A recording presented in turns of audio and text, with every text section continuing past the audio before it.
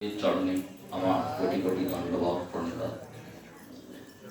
আমার পরমার্থ গুরুদেবের চরণে আমার কোটি কোটি দণ্ডবত প্রণিপাত।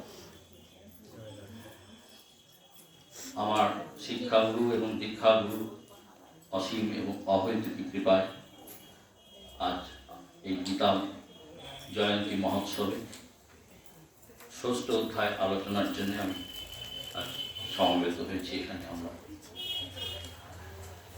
গীতা জয়ন্তী উৎসবটি গীতার জয়সূচক উৎসব। গীতা জয়ন্তী উৎসব আমাদের গুরুদেবের তত্ত্বাবধানে ছোট করে বহুদিন ধরেই হয়ে আসছে। আমরাও সবাই সেই অনুষ্ঠানে ভাগ নিতাম, কিন্তু সেটা 3 দিন ব্যাপী হতো। এখানে আমাদের সবার আদরের লালাদার বাড়িতে আমরা অংশগ্রহণ করেছি, কিন্তু সেই বহুদিন ধরে গুরুদেব এবং আমাদের গুরু ভাই বোনেরা সেই ছোট উৎসবটিকে নিজেদের অধ্যাবসায় এবং যোগদানের মাধ্যমে আজকে এরকম একটি মহোৎসবে পরিণত করেছে, যেখানে আমরা সবাই ভাগ নেওয়ার মতো সৌভাগ্য অর্জন করতে পারছি। গীতার প্রতিটা অধ্যায় ধরে ধরে আলোচনা হচ্ছে, প্রতিটা শ্লোক আলোচনা হচ্ছে। এটা একটা মহোৎসবে মহাযজ্ঞে পরিণত হয়েছে। আর যাদের উদ্যোগে, যাদের সাহায্যে এই গীতা মহোৎসব পালিত হচ্ছে, তাদের সকলের জন্য আমি রাধা মাধবের শ্রীচরণে তাদের মঙ্গল প্রার্থনা করি এবং এই উৎসবের আরো উত্তরোত্তর শ্রীবৃদ্ধি কামনা করি এবং প্রার্থনা করি এই উৎসব যেন দীর্ঘ প্রতি বছর চলতে থাকে। 5125তম গীতা জয়ন্তী উৎসব পালিত হচ্ছে। আজকে ষষ্ঠ দিন, প্রতিদিন একটি করে অধ্যায় আলোচিত হচ্ছে। সেই হিসাবে আজকে আমাদের আলোচ্য গীতার ষষ্ঠ অধ্যায়।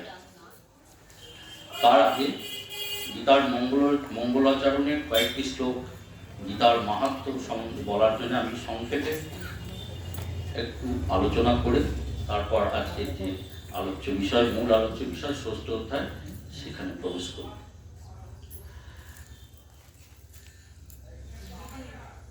গীতা উপনিষদের সার এবং এতে 18টা অধ্যায় আছে। বিষাদ যোগ থেকে শুরু করে মোক্ষ যোগ পর্যন্ত 18টি অধ্যায় ক্রমে ক্রমে বিষাদ থেকে মোক্ষ যোগ পর্যন্ত নিয়ে গেছে মানুষের। গীতাকে সম্বোধন করা হয়েছে অম্ব তামনস্যন্দ দামি ভগবদ্গীতেই ভগবদ্দেশ। গীতাকে জননী রূপে সম্বোধন করা হয়েছে। সমগ্র বেদের সার উপনিষদ, আর উপনিষদের সার গীতা। সর্ব উপনিষদ গাব, সর্ব উপনিষদের সার হচ্ছে গীতা। এখানে অম্ব অর্থাৎ কোনো মাতৃ চরণে যখন তার সন্তান প্রার্থনা জানায়, তখন তার কল্যাণ সাধিত হয়। সেরকম গীতা জননী আমাদের এই মায়ার জগৎ থেকে, এই মায়ার দুঃখ থেকে উদ্ধারের জন্য সন্তানকে উপদেশ দান করেছেন। তাই বলেছেন অম্ব তমনস্য, তার ধ্যান আমি সর্বদাই তার ধ্যান করি। এই গীতার ধ্যান করলে মানুষের পরম কল্যাণ সাধিত হয়। যেমন মায়ের চরণ স্মরণ করলে বা প্রার্থনা করলে সন্তানের কল্যাণ সাধিত হয়, সেরকম গীতা জননী জীব সন্তানের কল্যাণের জন্য এই উপদেশ দান করেছে। তারপর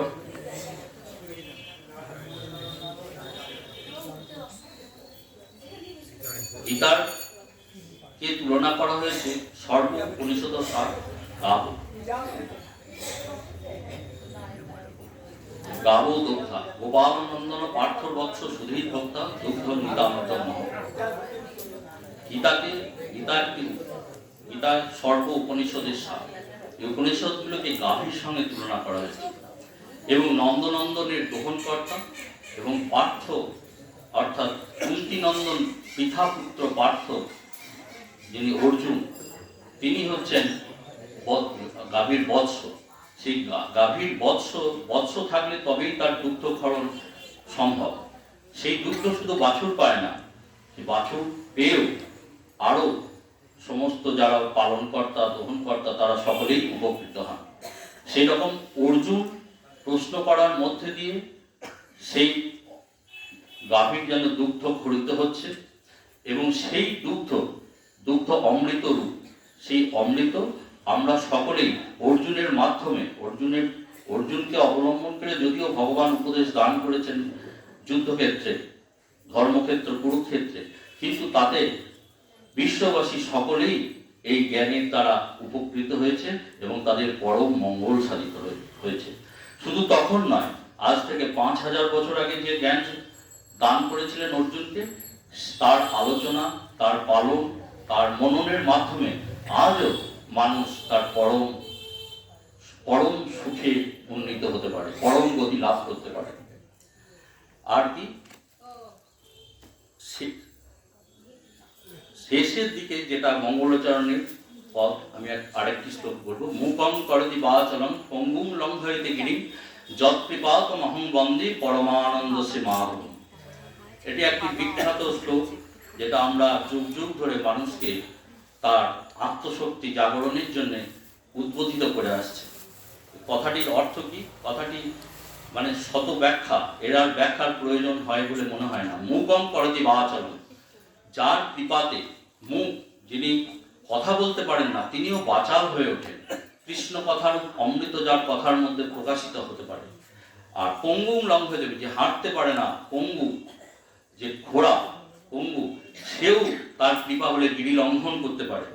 সেই মাধবকে আমি বন্দনা করি, পরমানন্দ মাধব। তাকে কে ধ্যান করছেন? যং ব্রহ্মা বরুণেন্দ্র রুদ্র মরুস্তন্যন্তি দিব্যই স্তবই বেদই সাঙ্গ পদক্রমণিষদই গায়ন্তি যং শ্যামগা ধ্যানাবস্থিত পদপশ্চাতন যং যোগিন যশান্তং বিদু সুরসুরগণা দেবায় তস্ময় নমঃ। তাকে প্রণাম করে মঙ্গলাচরণের সংক্ষিপ্ত মঙ্গলাচরণের মধ্যে দিয়ে আমি আমার ব্যাখ্যা শুরু করছি। আরেকটি কথা বলে দিতে চাই, আধুনিক গীতার প্রাসঙ্গিকতা আধুনিক যুগে ঋষি অরবিন্দ গীতার ব্যাখ্যা করেছে। তার আসল গ্রন্থটির নাম essays on the Gita. Anil বরণ রায় তার অনুবাদ করেছেন, বাংলায় অনুবাদ করেছেন। সেই অনুবাদ করার প্রথমে তিনি যেটা লিখেছেন আমি তার সংক্ষেপে একটু বলছি। তিনি তার মাকে বইটি উৎসর্গ করেছেন। উৎসর্গ করতে গিয়ে বলেছেন, মা, তোমাকে জন্মাবধি কত দুঃখ দিয়েছি, তোমার প্রাণে কত আঘাত দিয়েছি, তা সত্ত্বেও তোমার স্নেহ কখনো আমাদের কম করে দাওনি। পুত্রকন্যার শোকে তোমার হৃদয় জড় জড়। তোমাকে সুখী করার সমস্ত প্রচেষ্টা আমাদের ব্যর্থ হয়েছে, কিন্তু গীতাতে সমস্ত দুঃখের সমাধান আছে। কি করিয়া সমস্ত জন্ম মৃত্যু সুখ দুঃখের মধ্যে দিয়ে ভগবানের শুভ ইচ্ছা দেখিয়া আনন্দ লাভ করিতে পারা যায় তাহার সন্ধান আছে। তাই এই শ্রী গ্রন্থটি তোমাকে অর্পণ করলাম। অকৃত্য সন্তানে এই ক্ষুদ্র উপহার গ্রহণ করো। ইতি তোমার চির স্নেহাশ্রিত অনিল বরণ রায়। অনিল, দেখুন এটা বোধহয় 1950 সাল বা এরকম হবে। সেইখানেও কীরকম আমাদের মনীষী স্বরূপ ঋষি অরবিন্দের অনুবাদ করছেন সেই গীতার ব্যাখ্যা। অরবিন্দ খুবই প্রশংসা করেছিলেন, সেই প্রশংসা লেখা আছে তার গীতাতে। এবং সেখানেও বলছেন যে সকল দুঃখের সমাধান আছে এই গীতার বাণীর মধ্যে, ভগবানের বাণীর মধ্যে। এবং সংসারের সকল জন্ম মৃত্যু সুখ দুঃখের মধ্যে ভগবানের শুভ ইচ্ছা দেখিয়া কিভাবে পরম আনন্দ লাভ করিতে পারা যায় সেই পথের সন্ধান আছে। তা সুতরাং আমরাও সেই তাদের পথ অনুসরণ করে গীতার মহাবাণী আলোচনা করব এবং তার মাধ্যমে আমাদেরও যাতে পরম কল্যাণ সাধিত হয় তার জন্য ভগবানের চরণে শ্রীগুরুর চরণে প্রার্থনা করব।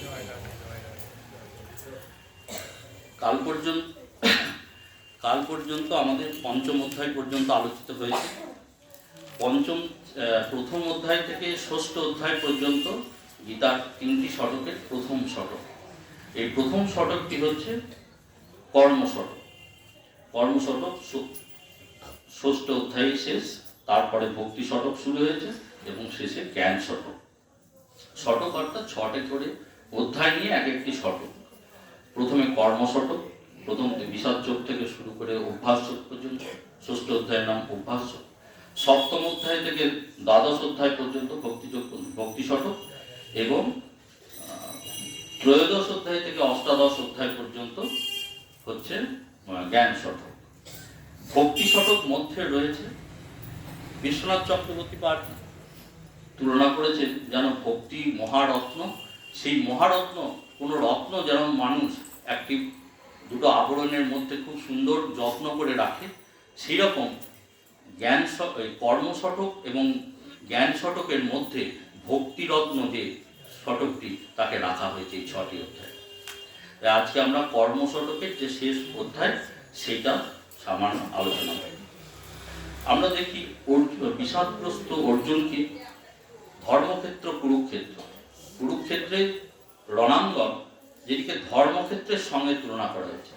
কারণ ভগবান এখানে অধর্মের বিনাশ করে ধর্ম সংস্থাপনার জন্য এই সমরাঙ্গনে উপস্থিত হয়েছে। তিনি উভয় সেনার মধ্যে বিষাদগ্রস্ত অর্জুনকে তার বুদ্ধিকে প্রতিবোধিত করার জন্য তাকে উপদেশ দিচ্ছেন। যে উপদেশ শুরু হয়েছে, বিষাদগ্রস্ত অর্জুন যিনি রথের উপর যুদ্ধ করব না বলে বসে পড়েছেন, তাকে যুদ্ধ করতে উদ্বুদ্ধ করার জন্য ভগবান উপদেশ শুরু করেছেন। ক্লৈবং মাসমগম পার্থ নৈতত্য প্রবর্ততে ক্ষুদ্রং ভিতরং দৌর্বল্যং ত্যাক্তোত্তিষ্ঠ পরন্ত।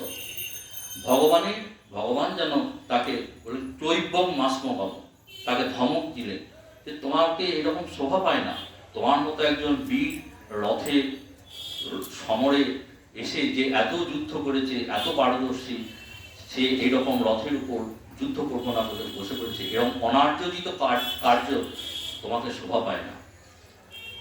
তখন অর্জুন সেখানে ভগবানের শিষ্যত্ব গ্রহণ করলেন, বললেন আমাকে উপদেশ দাও, আমি তোমার শিষ্য, আমি তোমার শিষ্যেস্তহং সাধি মান্তাং প্রপন্ন। এরকম করে বিনয়ের সঙ্গে গুরুপদে প্রশ্ন করলে তবেই আসল যেটা উপদেশ সেটা গুরুদেব দান করেন। তাই ভগবান এখানে গুরুপদে কৃত হয়ে অর্জুনকে এবং একই সঙ্গে সমস্ত মানব জাতিকে উপদেশ দান করছেন। এখানে স্বয়ং ভগবান কথা বলছেন। অন্যান্য শাস্ত্রে আমরা দেখি মুনি ঋষিরা কথা বলছেন, কিন্তু এখানে স্বয়ং ভগবান উবাচ, ভগবান নিজের মুখে উপদেশ দিচ্ছেন। তাই গীতার গুরুত্ব আমাদের কাছে সবচেয়ে বেশি। এবং গীতা এমন একটা শাস্ত্র, বলা হয়েছে গীতা সুগীতা কর্তব্য কিমন্যই শাস্ত্র বিস্তর, যা স্বয়ং পদ্মনাভস্য মুখপদ্মাৎ বিনিশ্চিত। ভগবানের মুখপদ্ম হতে যেটা বিনিশ্চিত হয়েছে সেই শাস্ত্র গীত করা মানে গান করা সকলের কর্তব্য। তাই হোক, এইভাবে প্রথম বিষাদ যোগের পরে ভগবান প্রথমে অর্জুনকে বললেন যে দেহ আর দেহির পার্থক্য বোঝালেন প্রথম অধ্যায়ে। তারপর কর্মযোগ এবং তারপর আস্তে আস্তে ভগবান সেই দেহ ও দেহি কর্ম তত্ত্ব এইসব সম্বন্ধে আলোচনা করতে করতে পঞ্চম অধ্যায়ের পরে ষষ্ঠ অধ্যায়ে অভ্যাস যোগে উপনীত হলেন। অভ্যাস যোগের প্রথমে কি বলা হয়েছে না, অনাশ্রিত কর্মফলং কার্যং কর্ম করতি চ সন্ন্যাসী চ যোগী চ না নিরগ্নিচাক্ষীয়। ভগবান আগের পঞ্চম অধ্যায়ে উপদেশ দিয়েছেন যে কর্ম এবং কর্মফল, কর্মফল বন্ধন তৈরি করে। কর্মফলে আসক্তি মানুষের বন্ধনের কারণ হয়। সেই জন্যে এই অধ্যায়ের শুরুতেই প্রথম কি বলছেন ভগবান, না কর্মফলের আকাঙ্ক্ষা না করে যিনি কর্তব্য কর্ম করেন তিনিই সন্ন্যাসী, তিনিই যোগী। যিনি সব কর্ম ত্যাগ করেছেন, সৌতাদি কর্ম ত্যাগ করেছেন বা সর্ববিধ শারীরিক কর্ম ত্যাগ করেছেন, তিনি নয়। তা এটার অর্থটা কি, না কর্ম যেগুলো শাস্ত্রবিহিত কর্ম, যেমন মন্ত্র গ্রহণ, অর্চন, গুরুমন্ত্র জপ, শ্রাদ্ধাদি ক্রিয়া, এই সমস্ত কর্ম ভগবান বলছেন করাই কর্তব্য। এই সমস্ত কর্ম যদি কেউ বাদ দিয়ে দেয়, সে সন্ন্যাসীও হবে না, সে যোগীও হবে না। কেবল বেশ পরিবর্তন করলেই কেউ যোগী হতে পারেন না। কর্মের আসক্তি ত্যাগ করে কর্তব্য কর্মবোধে যিনি কর্তব্য করেন তিনিই সন্ন্যাসী, তিনিই কর্মযোগী। এই কর্মযোগের কথাই ভগবান প্রথম থেকেই বলে আসছে যে যোগ অর্থাৎ কি, যোগ অর্থাৎ হচ্ছে যে পদ্ধতিতে যে কৌশলে ভগবানের সঙ্গে যোগ সম্মত হয়। আমি নিজের স্বার্থের জন্য, নিজের কামনার বশবর্তী হয়ে যে কর্ম করব, সেই কর্ম কিন্তু আমাকে ভগবানের সঙ্গে যুক্ত করবে না, আমাকে আরো বিষয়াসক্ত করে আর সংসার বন্ধনে ফেলবে। কিন্তু যদি কর্মটা যোগ হয়, ভগবানের সঙ্গে সংযোগ স্থাপন করে কর্ম করা হয় অনাসক্ত হয়ে, সেই কর্ম আমার মোক্ষের কারণ হবে। সন্ন্যাসেও মোক্ষ পাওয়া যায় এবং কর্মযোগেও মোক্ষ পাওয়া সম্ভব। তাই কর্মযোগই সন্ন্যাস অপেক্ষা শ্রেয়তর। কারণ সন্ন্যাসে পতন হতে পারে, কিন্তু কর্মযোগে একদিকে লোক রক্ষা হয়, অন্যদিকে চিত্ত শুদ্ধির মাধ্যমে শুদ্ধ জ্ঞানের উদয় হয়, যে জ্ঞান থেকে ভক্তি, ভগবানের চরণে ভক্তি সঞ্চারিত হয়। ভগবান যে সন্ন্যাসীর কথা বলেছেন সেটা অন্তর সন্ন্যাস। আমরা বেশের সন্ন্যাস নয়, গেরুয়া বস্ত্র পরা বা বাহ্যিক যে বেশভূষা, সেই সন্ন্যাসের কথা ভগবান বলেন। আমরা দেখি ভাগবতে রাজা প্রহ্লাদ মহারাজ বা রাজা অম্বরীশ, তাদেরকেই ভগবান উচ্চ স্থান দিয়েছেন, কারণ তারা সর্ব ইন্দ্রিয় দিয়ে ভগবানের সেবা করেছেন। রাজা অম্বরীশ সবই মন কৃষ্ণ পদারবিন্দীয় বচাংসি বৈকুণ্ঠ গুণানুবর্ণ, সর্ব ইন্দ্রিয় দিয়ে ভগবানের সেবা করেন। যদিও তিনি রাজা, তার অসংখ্য দাসদাসী, তার অনন্ত ঐশ্বর্য, কিন্তু তার মনটা গোবিন্দ ভগবানের চরণে নিবেদিত। তিনি সব ইন্দ্রিয় দিয়ে কৃষ্ণ সেবা করেন। কথা দিয়ে তিনি বৈকুণ্ঠ গুণানুবর্ণন করেন। হরের মন্দির ও মার্জনা দিশু, হাত দিয়ে মন্দির মার্জনা করেন। আর কি করেন, পদ দিয়ে তিনি তার ক্ষেত্রে গমন করেন, শির দিয়ে তাকে অভিবাদন করেন, প্রণাম করেন, আর তার উত্তম শ্লোক জনাশ্রয়ার রতি তার ভক্তদের সঙ্গ করেন এইভাবে, এবং মন দিয়ে তাকে স্মরণ করেন এইভাবে, সর্ব ইন্দ্রিয় দিয়ে তাকে স্মরণ করেন। যদিও তিনি শশাগরা পৃথিবীর রাজা, কিন্তু এই রাজ ঐশ্বর্য তাকে বন্ধন করতে পারেন। এইরকম রাজা হয়েও তিনি যে অনাসক্তি, গোবিন্দচরণে মন, এই যে আত্মসমর্পণ, একেই ভগবান প্রকৃত সন্ন্যাস বলেছেন। এর পরের শ্লোকে কি বলছেন, যম সমন্যাসমিতি প্রাহুর যোগম তম বৃদ্ধি পাণ্ডব নহি অসমন্যস্ত সংকল্প যোগী ভবতি কশ্চন। বলছেন, হে পাণ্ডব, যাকে সন্ন্যাস বলে তাই যোগ, কেননা সংকল্প ত্যাগ না করলে কেউ যোগী হতে পারে না। আর আরো লক্ষ্য মনের যোগম কর্মকারণ মুচ্যতে যোগারুরস্যতস্যৈব সমকারণ মুচ্যতে। যোগে যারা আরোহণ করতে চান, সেই যোগে আরোহণের মুনির পক্ষে নিষ্কাম কর্মই তার আরোহণের কারণ, সিদ্ধির কারণ, তাকে সিদ্ধির দিকে নিয়ে যায়। আর সিদ্ধি প্রাপ্ত হলে, অর্থাৎ যোগারূঢ় হলে যে চিত্তের সমতা, সেই সেই চিত্তের সমতায় সেই যোগার গুরু অবস্থা বা ব্রাহ্মী স্থিতিতে নিশ্চল থাকার কারণ। এই কথা বলে ভগবান বলছেন, যদাহি নেন্দ্রিয়ার্থে শুনো কর্মস্য অনুসজ্জতে সর্ব সংকল্প সন্ন্যাসী যোগারূঢ় স্তবচ্যতে। বলছেন যখন সাধক সর্বসংকল্প ত্যাগ করেন, রূপরসাদি ইন্দ্রিয় ভোগ্য বিষয়ে অনাসক্ত হয়ে যান, অনাসক্ত হয়ে কর্ম করেন, তখনই তিনি যোগারূঢ় বা যোগ সিদ্ধ বলে উক্ত হন। তাহলে যোগারূঢ় হওয়ার প্রথম শর্ত কি না, যোগারূঢ় হতে হলে প্রথমেই সর্বসংকল্প ত্যাগ করতে হবে। এই সংকল্প থেকেই কামনার উৎপত্তি হয় এবং বিষয়ে আসক্তি আসে। তাই বিষয় এবং দুটো লক্ষণ যোগারূঢ়, একটা হচ্ছে সর্বসংকল্প ত্যাগ, আর একটা হচ্ছে বিষয় ও কর্মে অনাসক্তি। সংকল্প ত্যাগ বা আসক্তি ত্যাগ বলতে কর্মত্যাগকে বোঝায় না।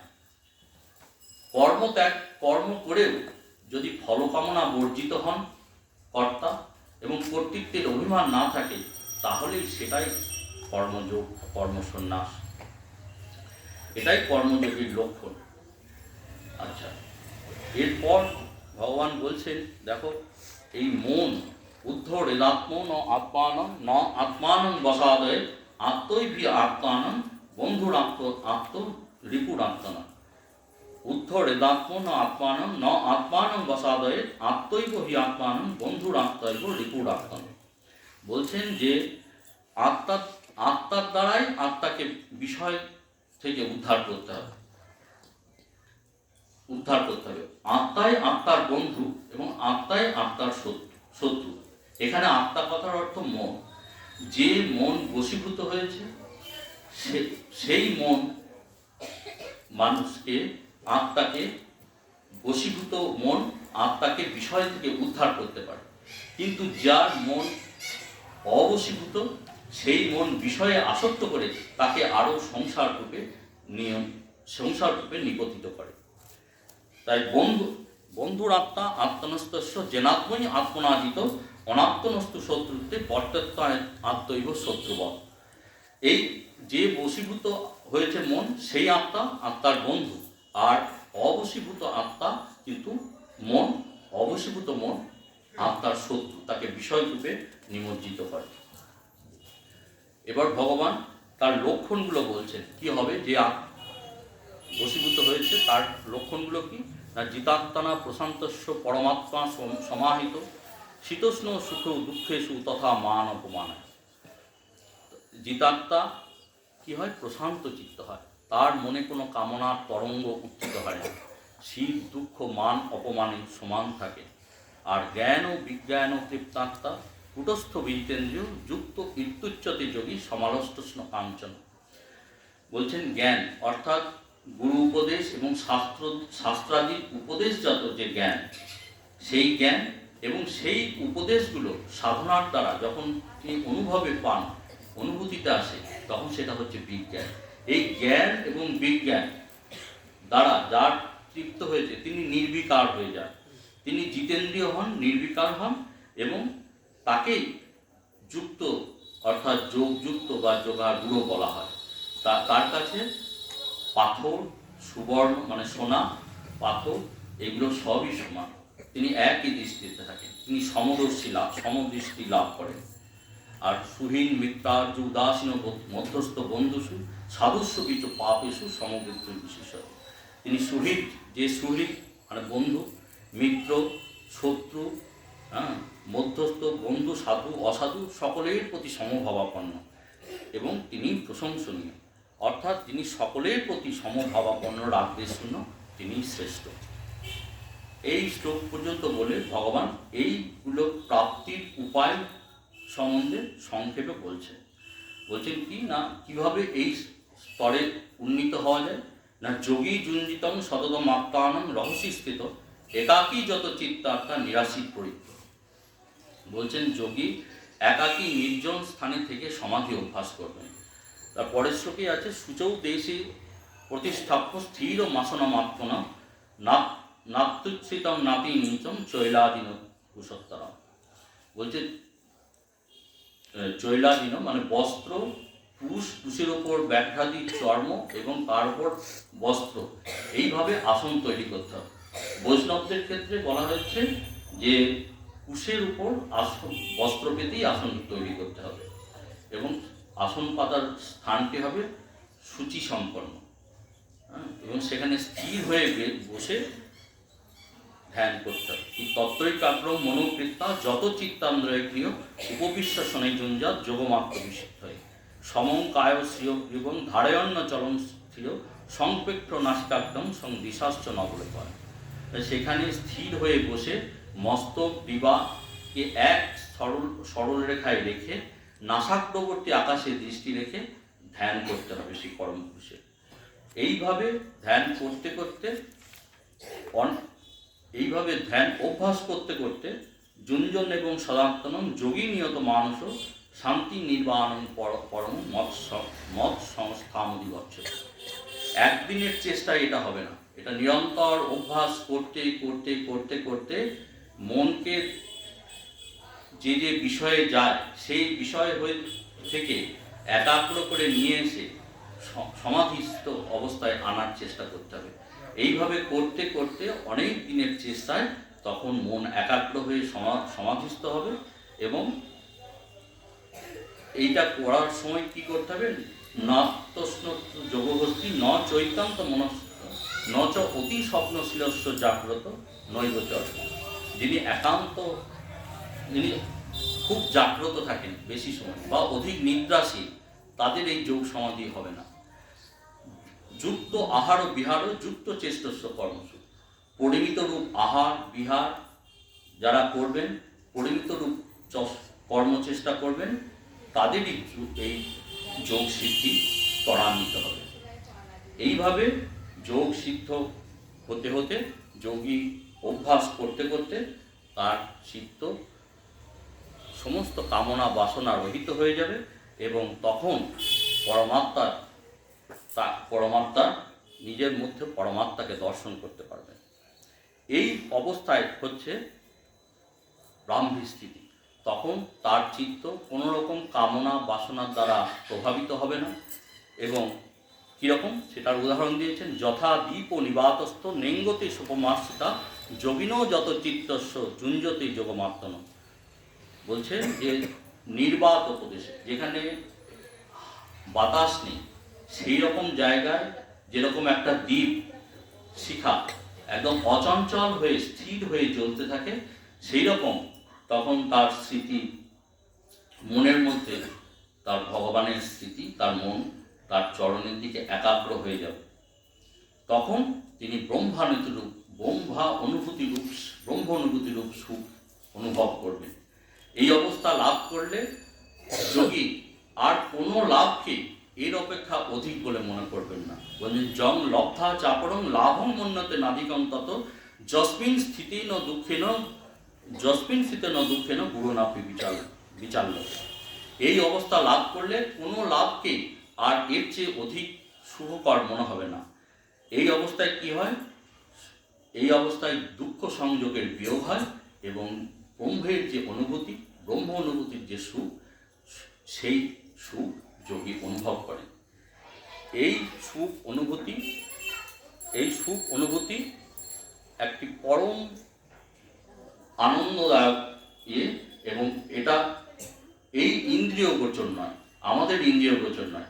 সেই সাধক নিজ অন্তরে সেই সুখ অনুভব করেন, ব্রহ্মানুভব রূপ সুখ অনুভব করেন এবং তখন তিনি তার যোগারূঢ় হয়ে যান এবং তিনি ভগবানকে সমস্ত জীবে এবং ভগবানকে হৃদয়ের মধ্যে এবং সেই তার আরাধ্য দেবকে সমস্ত জগতে দর্শন করেন। এইটাই হচ্ছে ব্রাহ্মী স্থিতি। এই ব্রাহ্মী স্থিতি পেলে জীবের আর কোনো দুঃখ তাকে স্পর্শ করতে পারে না এবং তার সমস্ত ক্লেশ নিবারিত হয় এবং তিনি সর্বভূতের রক্ষার জন্য কর্ম করেন। এই যে যোগ সিদ্ধি বা ব্রাহ্মী স্থিতি, এই ব্রাহ্মী স্থিতি এইখানে আলোচ্য বিষয়। আচ্ছা, এরপর ভগবানকে প্রশ্ন করছেন অর্জুন। এটা একটা খুব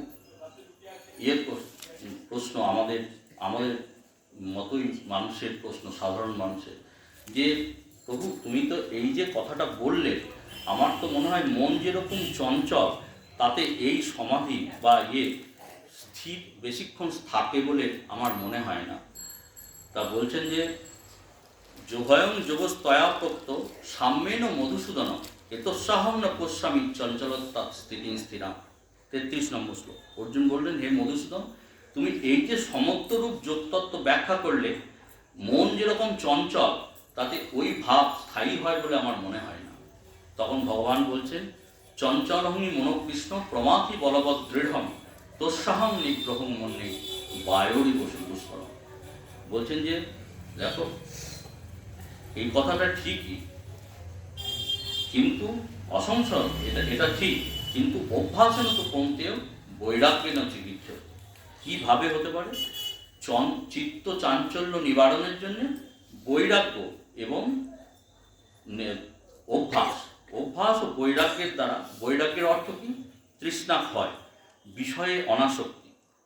একদিকে মানে চিত্ত যেদিকে যায় মনোহর বিষয়ের দিকে, সেই রকম তাকে মনকে বুঝিয়ে, তার অনিত্যতা বুঝিয়ে তাকে নিয়ে আসতে হবে, মনের দিকে নিয়ে আসতে হবে। অপরদিকে ফলাকাঙ্ক্ষা বর্জন করতে হবে। সতত এইভাবে ভগবানের, তার সঙ্গে মনকে ভগবানের সঙ্গে যুক্ত রাখতে হবে। তাহলে এই একদিকে বৈরাগ্য এবং একদিকে অভ্যাস, এইভাবে নিরন্তর অভ্যাস করতে করতে মন একদিন সংযত হবে। তাই ভগবান বললেন, অসংযতাত্ম তু যোগ দুষ্প্রাপ্য ইতিমেমকি বৈশ্বত্তনা তু যতটা সক্য হবাত্ম উপায়ত। যারা অসংযতাত্ম, তাদের পক্ষে যোগ দুষ্প্রাপ্য, এ বিষয়ে কোনো সংশয় নেই। কিন্তু যদি বৈরাগ্য এবং অভ্যাস থাকে, তাহলে তারা এই অবস্থা পেতে পারে। এরপরে অর্জুন প্রশ্ন করছেন যে এইরকম তো অভ্যাস অনেক দিনের করব, কিন্তু করতে করতে তার আগেই যদি আমাদের দেহপাত ঘটে বা এই অভ্যাস থেকে আমরা বিরত হয়ে যাই, যা বলছেন অযতি শ্রদ্ধায় পেত যোগাচরিত মাংস অপ্রাপ্য যোগ সংসিদ্ধি কাং গতিং কৃষ্ণ গচ্ছতি তচ্ছিন্ন ভয় বিভ্রষ্ট ছিন্ন ভূমিব নশ্যতি অপ্রতিষ্ঠ মহাবাহু বিমূঢ় ব্রহ্মণবতী এতন্মে সংশয়ং কৃষ্ণ ছেত্তার মহস্য শেষত তদন্য সংশয় শাস্য ছেত্তা নহি উপপদ্যতি। অর্থাৎ বলছেন, প্রথমে যোগ অভ্যাসে যত্ন সহকারে প্রবৃত্ত হল। এটা তো একদিনের বিষয় নয়, অনেক দিন ধরে অভ্যাস করতে হবে। তাহলে সেই অভ্যাস করতে করতে যদি দেহপাত ঘটে বা অভ্যাসের বা যত্নের শিথিলতা বশত যদি কেউ যত্নের শিথিলতা দেখা দেয়, তাহলে কি সে যোগভ্রষ্ট হয়ে যাবে? তার কি সব সাধনা, সব চেষ্টা ব্যর্থ হয়ে যাবে? বলছেন যে কচ্ছিন্ন বিভ্রয় ছিন্ন, তাহলে কি ছিন্ন মেঘখণ্ডের মতো একটা মেঘ একসঙ্গে চলছিল বর্ষণের জন্য, হঠাৎ করে একটা অংশ ছিন্ন হয়ে গেল, ছিন্ন হয়ে সে মেঘের মধ্যে, আকাশের মধ্যে হারিয়ে গেল। এইরকম করে কি যোগী তাহলে পথভ্রষ্ট হয়ে তার সাধনা ব্যর্থ হয়ে যাবে? এই সংশয় আমাকে নিঃশেষ রূপে ছেদন করে দাও, কারণ তুমি ছাড়া এই সংশয়ে অপনেতা আর কেউ নেই। যিনি সব জানেন, জগৎগুরু, তার কাছে এই প্রশ্ন ভগবান করেছেন। আমাদেরই এই প্রশ্ন আমাদের সব সংশয় ছিন্ন করার জন্যই করেছেন। এর উত্তরে ভগবান বলছেন, পার্থ নৈবেহ ন অমূত্র বিনাশস্তস্য বিদ্যতে ন হি কল্যাণ কর্মকৃত কশ্চিৎ দুর্গতিং তত গচ্ছতি। বলছেন যে পার্থ, নৈবেহ ইহ মানে ইহলোকে, না এই লোকে না পরলোকে, ন অমূত্র বিনাশ, তারা কোথাও বিনষ্ট হয় না। কল্যাণ কর্মকারী কোনোদিন দুর্গতি হয় না। কি হয়? প্রাপ্য পুণ্য কৃতাং লোকানুষ্ঠিতা শাশ্বতী সমা শুচিনাংশী মতাঙ্গৃহে যোগভ্রষ্ট অভিযায়। তারা পুণ্য কর্মকারী লোক যোগভ্রষ্ট স্বর্গাদি প্রাপ্ত হয়ে তথায় বহু বৎসর বাস করে ধনীর গৃহে জন্মগ্রহণ করে। যদি তার অন্তরে কোনো কাম থাকে, সেই ধনীর গৃহে জন্মগ্রহণ করিয়ে তার কাম বাসনা পূরণ করে, তার বাসনা পূরণ করিয়ে ভগবান তাকে তার লোকে নিয়ে যান। আর অথবা যদি নামেব কুলে ভবতী ধীমতাম এতদ্ভি দুর্লভতরম লোকে জন্ম, অথবা তার অন্তর বাসনা যদি তৃপ্ত হয়ে থাকে তাকে যোগীদের কুলে জন্মগ্রহণ করে। সেখানে কি করে? তত্রতং বুদ্ধি সংযোগম লভতে পূর্ব দেহিকম যততেই চ তত ভয় সংসিদ্ধ গুরুনন্দন। অর্থাৎ সেখানে সে অবশভাবে পূর্ব সংস্কারবশত সে আবার ভগবানকে পাওয়ার জন্য যত্ন করে। পূর্বাভ্যাসন তেনৈব হৃয়তে হি অবশ্য বিষয় জিজ্ঞাসুরূপী যোগস্য শব্দ। সে পূর্ব অপেক্ষা অধিকতর যত্ন করে। প্রযত্না যত মানুষ তু যোগী সংসিদ্ধি কিল্লেশ অনেক জন্ম সংসিদ্ধি তত জাতি পরাঙ্গতি। এইভাবে আরও যোগী পূর্ব অপেক্ষা অধিকতর যত্ন করেন সেই জন্মে তারপর অনেক জন্মের চেষ্টায় তা পরম গতি প্রাপ্ত হয়ে যায়। সুতরাং তাদের কোনো ধ্বংস হয় না। যত দূর তারা করেছিলেন তারপর থেকেই আবার তারা শুরু করেন নতুন জন্ম। তাদের জন্ম হয় সূচিনাম শ্রীমতাং গৃহে। সূচিনা মানে পুণ্য কর্মকারীদের বংশে তাদের জন্ম হয়।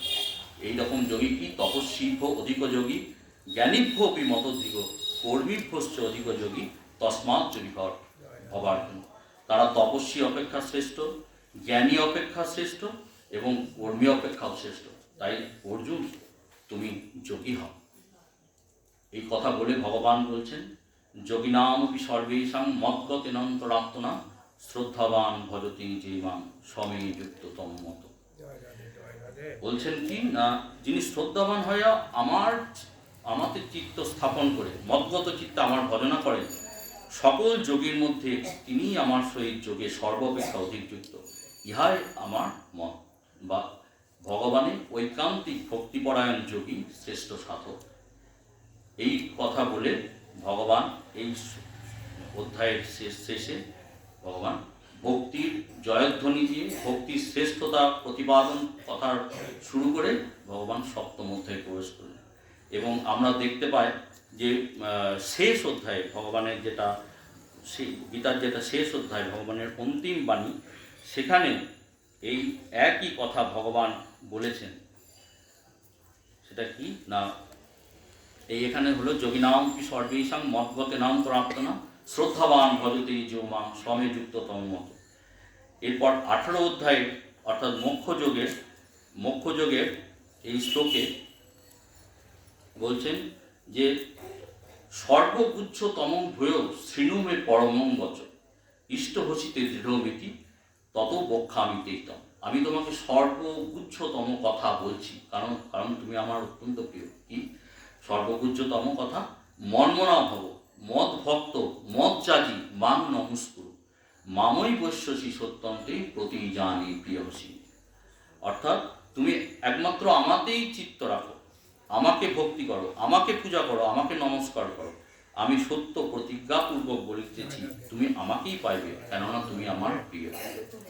এরপরেই ভগবান উপসংহার করছেন এবং বিষাদ যোগ থেকে মোক্ষ যোগ পর্যন্ত যে কথা বলার জন্য একদিকে অর্জুনকে এবং তার সঙ্গে আমাদের সবাইকে প্রস্তুত করছিলেন, সেই মহান বাণী বলছেন কি না, তার পরের শ্লোকই হচ্ছে সর্বধর্মান পরিত্যাজ্য মাম একং শরণং ব্রজ অহং তাং সর্বপাপেভ্য মোক্ষয়িষ্যামি মা শুচি।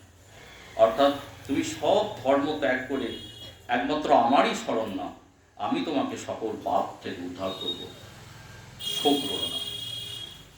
এই ভগবানের বাণী, যেটা মোক্ষযোগের একদম শেষ কথা, যার আমরা ভাগবতের রাসে দেখতে পাই। সেই কথা বলে ভগবান এই ষষ্ঠ অধ্যায়ে এইভাবে তৈরি করতে করতে অন্তিমে সর্বধর্মান পরিত্যাগ করে ভগবানের চরণে আত্মসমর্পণ কথা বলেছেন। এইভাবেই ভক্তির প্রাধান্য এবং শ্রেষ্ঠতা প্রতিপাদন করে গীতার ভক্তি মাখা প্রতিটি শ্লোকের মধ্যে দিয়ে ভগবান আস্তে আস্তে বিষাদ চোখকে ভগবানের চরণে একেবারে সব শেষে আত্মসমর্পণ করার জন্য বলেছেন। এই কথা বলে আমি আমার এই ষষ্ঠ শ্লোকের যতদূর আমার দ্বারা সম্ভব বললাম। এরপর গুরুদেব আমাদের সামনে ব্যাখ্যা করবেন। আমি শ্লোক ধরে ধরে যতটা পারলাম বললাম। জয় রাধা মাধব।